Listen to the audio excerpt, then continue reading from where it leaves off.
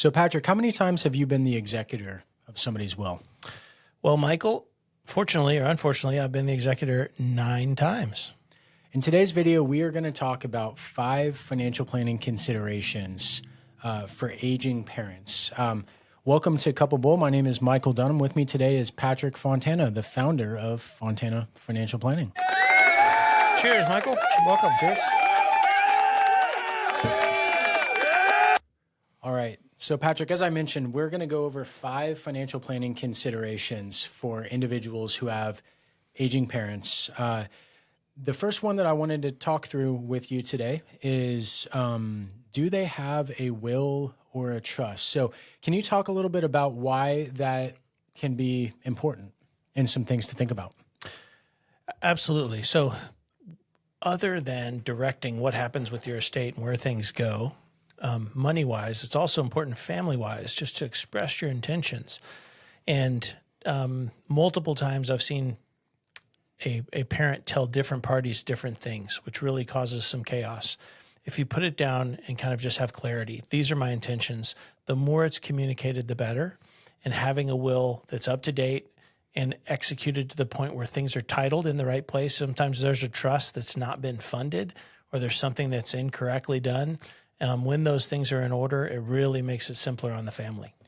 Yeah, I'll say we all like to assume the best about our loved ones, but when money is on the line, when family heirlooms are on the line, unfortunately, that can often bring out the worst in individuals. And the clearer you are about what you would want to have happen, the less room there is for interpretation, which can potentially lead to conflict. I'll say my mom passed away a couple years ago, and she did a fantastic job being very intentional when it came to her estate plan, all the way down to creating an appendix where she listed every item in the house that had value that we may not know had value and what she wanted to have happen with it, who she wanted to get it. And it was super helpful to make sure we knew who she wanted to have what. It was also helpful when it came time to have an estate sale to know, hey, we shouldn't sell this for $2.50 to the first person that walks through the door. Right. I'll say there's a phrase I've liked for a long time, and it's better to give with a warm hand than a cold one. And a lot of times we have folks that save up money because of what they've done their whole life, living below their means, not being a spendthrift leads them to have, kind of excess money. And they want to help their kids and grandkids. And we're very much on the encouraging front to help them now, when they're in that stage of life where they really need help. And then when it comes to individual things, like you mentioned, your mother's list, it's when you look at your house of things and you think of somebody that you really want this to have this, why not give it to them now? Like my folks are in their 80s. And my mom has pointed out a few things and where she wants it to go. And I told her that exact thing, and I know we make a joke up here, Michael, about how much you like the red and black phone booth behind you. And how if I say, look, Michael, I know he likes it. I know he wants it. Why not just give it to him now and say, Michael, it's yours to do whatever you want with, and then just hand it over. I cherish it.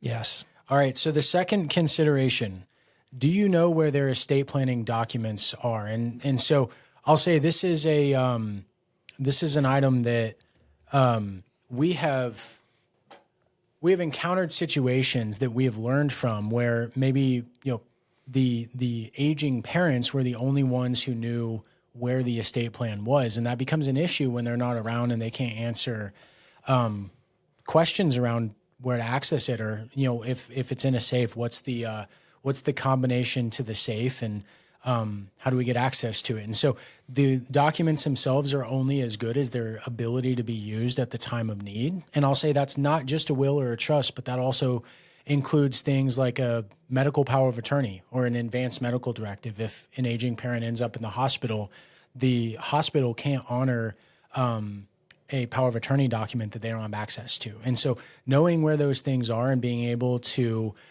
easily get access to those things can be extremely important, and often a stressful situation on top of an already difficult situation if you haven't already addressed it ahead of time.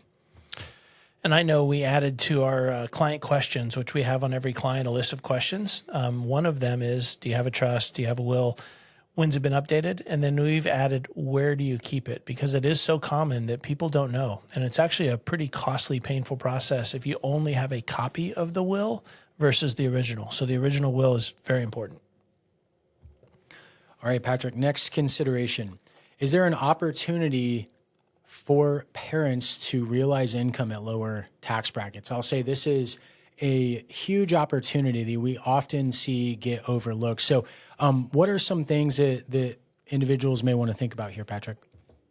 So we've got a lot of multi-generational families where the parents are clients, the adult children are clients, and then the kids are clients. And if there's a income disparity amongst the groups, we can look at what assets go where. For example, if you have a pre-tax 401k IRA that's got $1 million in it, and the grandparents are retired and have a lower income, should they intentionally take money out of there and convert it to Roth IRA, or take it out and gift it or spend it or do something else instead of just leaving it because they don't have to take it all out?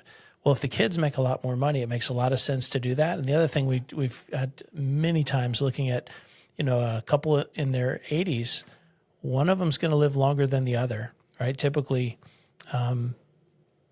that time frame's 5 or 10 years. And if you're single with required minimum distributions versus married, you're in a higher tax bracket, sometimes considerably higher. And so that's a reason to intentionally pay some taxes to readjust your balance sheet and get it in a better spot.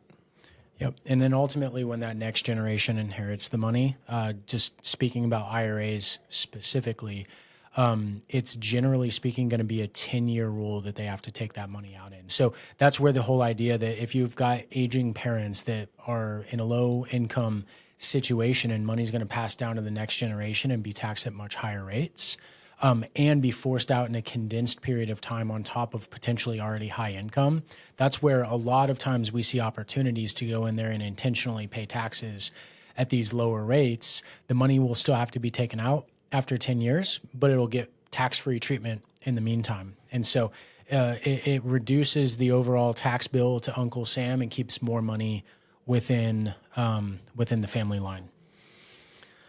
Next consideration to think about, is there an opportunity to simplify? So what are a couple of things to think about there, Patrick? Well, the simple thing is when you look at the accounts, investment accounts, bank accounts, a lot of people have excess of accounts that no longer serve a purpose. Maybe they opened it at some point for a reason in their hometown. They still have an account.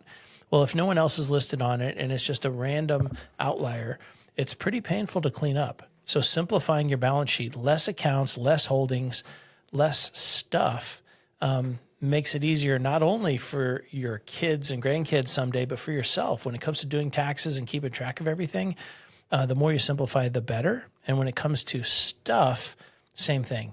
Less properties, less investments. The random one-off account, we've oftentimes had to redo an estate plan or spend a lot more money with the attorneys to get it settled because there was just one random account out there that wasn't accounted for.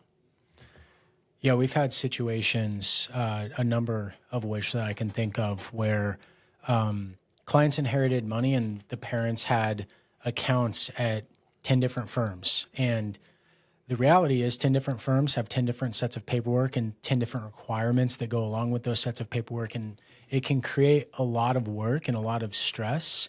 And I'll say that that's one of the beauties around the way that we set everything up is, unfortunately, we've had clients pass away as well. And when we've got everything with us, for the most part, we're able to handle it all for the client. And at a period of time where they're grieving and things are difficult and the last thing they want to do is track down a bunch of stuff, it's one less thing that they have to worry about.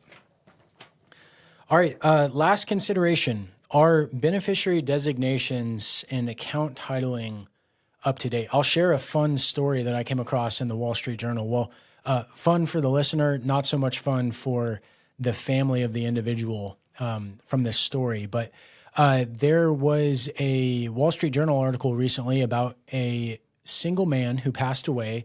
He had made his girlfriend in 1986 the beneficiary on his 401k account. He worked his whole career at the same company, never updated the 401k beneficiary, and passed away. He had a few $1 million in his 401k plan.